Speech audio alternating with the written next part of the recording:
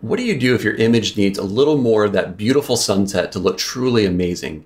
You might try the transform or content-aware crop tools, but those can often produce results that just don't look quite natural. Instead, there's an amazing little hidden gem in Photoshop that's perfect for situations like this. And in this video, you'll learn 2 tricks to making it work its magic. I've already opened 2 images in Photoshop. The first one's going to be a relatively straightforward use of the tool, and in the second one, we're going to do a much more aggressive stretching that'll cause some artifacts and we'll have to fix them, but it'll show you how you can really push the tool to its limits. So in this first one, we want to stretch the sky up as well as its reflection down, but we want to do so with minimal changes to these buildings. So we need a way of telling Photoshop where the buildings are, and the way of doing that is with an alpha channel. To go and select these buildings, the easiest thing we can do is select the sky, and then we'll invert that selection. So let's go and grab the quick select tool, and then just click and drag across our sky. Gives us a nice selection up above. And now holding the shift key, click and drag down below to add to the selection and get the reflection. Now that we have the sky selected, we want to flip it to select the buildings, and we'll do that by going up to select, inverse. So now that the buildings are selected, we can go to channels, and we're going to save our selection by clicking down here on this little icon. And I'm going to rename this. It's helpful to name your channels, especially if you have multiple channels. It's not a big deal when we have one, but in some workflows, you'd have a lot more. Now I can hit Control or Command D to deselect, because you don't want an active selection when you stretch, or else you'll only stretch the selected area. That's why we need a channel, because we can't have an active selection when we use this tool. So coming back to our image here, the next thing we need to do is expand the canvas with the crop tool. So hit C for the crop tool, Command minus so we can see a little bit more, and then just click and drag up to give ourselves room up above, and click and drag down to give ourselves some room down below. Go ahead and click the check to OK that change. And we're now ready to begin using the tool, which is under Edit, and we're looking for the Content Aware Scale tool. Click on this, and you now see you have a few different options. We'll get back to this in a moment, but you also have transform handles around the image to begin stretching it. And if you click and drag from one of these edges, you can expand the image. Now notice the image is getting wider. It's automatically resizing. So what you want to do is hold on the Shift key, and that will cause it to just expand in the one direction. So click and drag up to get to the top, and then we'll click and drag down to get to that bottom edge. And you can see we've got a nice looking transformation of the image here. Looks relatively good, but the building stretched out a fair bit because we haven't yet told it where the buildings are. In order to use the alpha channel that we created, we need to go up here and use this protect option. Change it from protect none to buildings. And now you've told it that these building areas as identified by that mask are the parts that shouldn't stretch, just the areas up above. Now as I look around this image, it looks really good. The sky looks amazing. The reflection looks amazing. But if you look very carefully, there's one little issue. And that is if we zoom in here a bit, you can see that there's a little bit of an artifact here. See how this building has a bit of a jump in the window here? There's a little bit of artifacting in this building. We just kind of hit the limits of the tool. So let's zoom back. In the next image, we'll look at how we can push it further. But for this one, let's just back things off a little bit. So I'm going to go and shift click and bring this down until we get this, where now things are looking good. There's no issue with that. So we've stretched it to the maximum amount that we can. Go ahead and click OK to confirm that. And now that we've got this extra dead space we want to clear, we can just simply click and drag down the crop tool to complete the crop. And that's it. We've got an image that has gone from before to after. We've got much more sky. It looks much more powerful and impactful in a really nice, clean way. And we didn't have to stretch out these buildings. In this next image, what I'd like to do is take a look at expanding this vertically. So imagine zooming back for a second. If you post this image to Instagram, you do not get as many views for a landscape image as you do with a square cropped or vertical image, because people are watching on a phone and it's advantageous to make the image much taller. So I'm going to stretch this image vertically, but to get to a square crop, we're going to have to stretch it a lot. So let's begin by hitting C for the crop tool.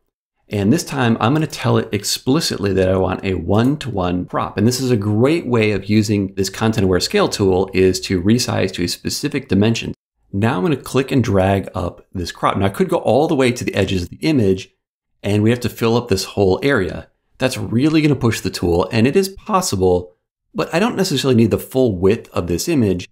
I really just need some important content. So if I bring this down like this, I don't care about this little bit of the image, and I don't care about this little bit of the image. And in bringing it down, I don't have to go quite as far vertically. So we're going to make our job easier by having a little bit of cropping on the edges before we fill vertically. So we'll say OK to this. And now we've got the foundations for our stretch.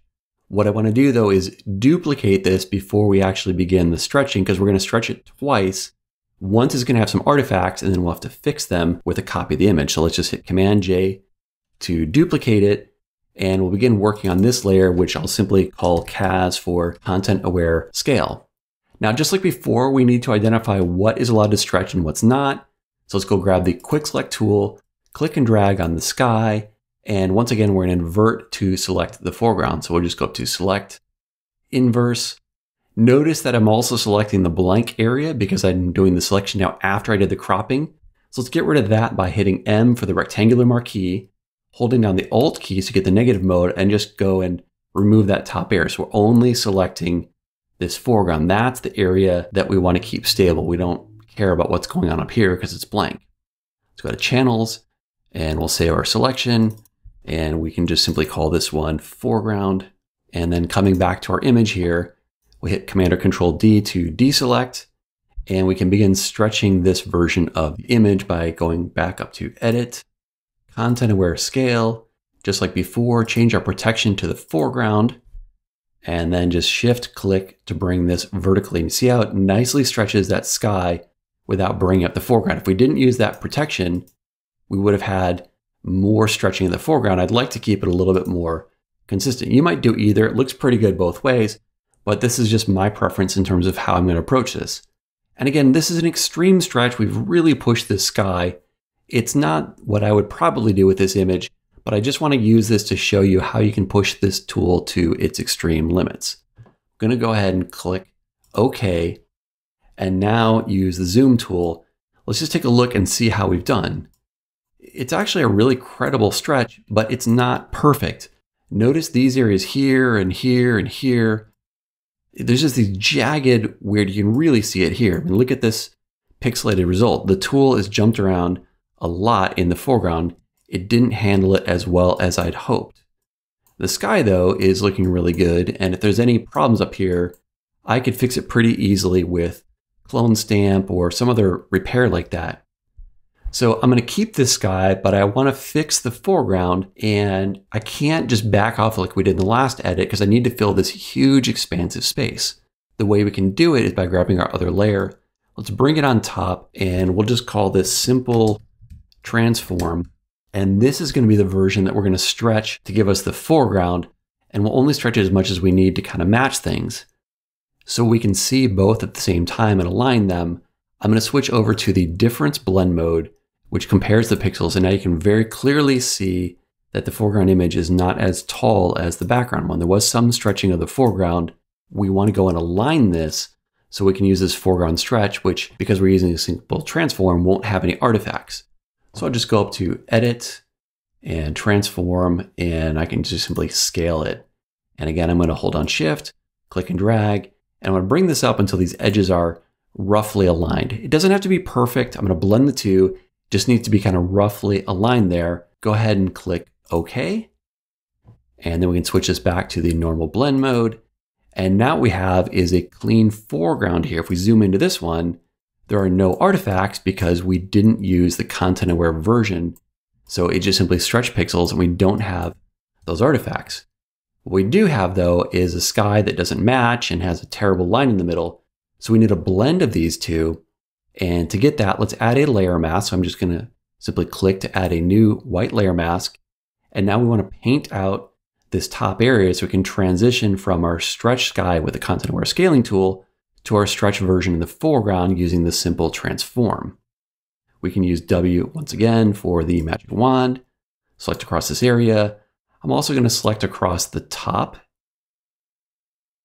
So that way we just have the whole top area selected. And what I can do is paint black to remove this and just leave the good foreground behind.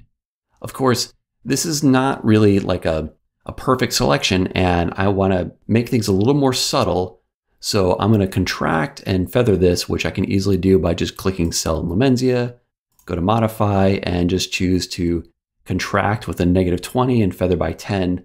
I'll click OK, and that just kind of backs things off from the edges. If you're not using Lumenzia, just go up to Select, and you'll find those tools under Modify, and you just go Contract, and then come back here and go to Feather in 2 steps. So I'm now ready to start painting black, so I'm going to hit B for my brush. Always ideal to use a relatively soft brush, maybe 25% will get the job done. I'm going to kick my flow down to about 10% or so to give myself a little bit more control and make my brush a lot bigger with these square bracket keys, and just kind of zoom back. So we can just go and brush right over this area. And I was starting to brush with white. I need to switch to black. So when I paint with black, black on the layer mask conceals and white reveals. So black here is removing that sky adjustment. And you can see how much nicer that looks here. I'm going to hit Command H to hide my marching ants. And I think it's a pretty good looking result. If I go and just hide this entirely for a second, you can see there's still more background that I want to bring in. I want to do so in a careful way. One easy way of doing that is just hit Split in Lumenzia, which will let us see both the layer mask and the image at the same time. So let's just zoom this back a little bit. Zoom this back a little bit. Now we can see them very clearly. And now when I go and brush on the layer mask here, whenever I let go, you're going to see it kind of showing up on the left here. And so now I have a little more control as to where I'm revealing things. And now I'm just going to go in here. And my goal is to be painting black down below, but leaving kind of a soft transition area so you can't tell what was what. And this top area really doesn't matter because it doesn't exist in this layer, but I'm just going to clean it up anyway because it's going to bother me if I don't. And that's really it. So I can close this view and we'll just make this one be the main view. In fact, I'm just going to close the other image. I'm done with that. And expanding this out, you can see now we have gone and cleaned up the artifacts with our stretch version. We have a nice looking sky. I see a little bit of a blur in the clouds here on the right that could be a bit better. So I'm just going to continue to remove that. I guess I wasn't paying enough attention to look at the layer mask. If we look at the layer mask here, you can see there's just a little bit of transition. And the rest of this is looking great. So you can see we've now gone from the original to this much taller vertical, and we've done so in a way that avoided artifacts. Now be sure to click on the next tutorial on perspective warp so you can learn additional ways of transforming your images with amazing results.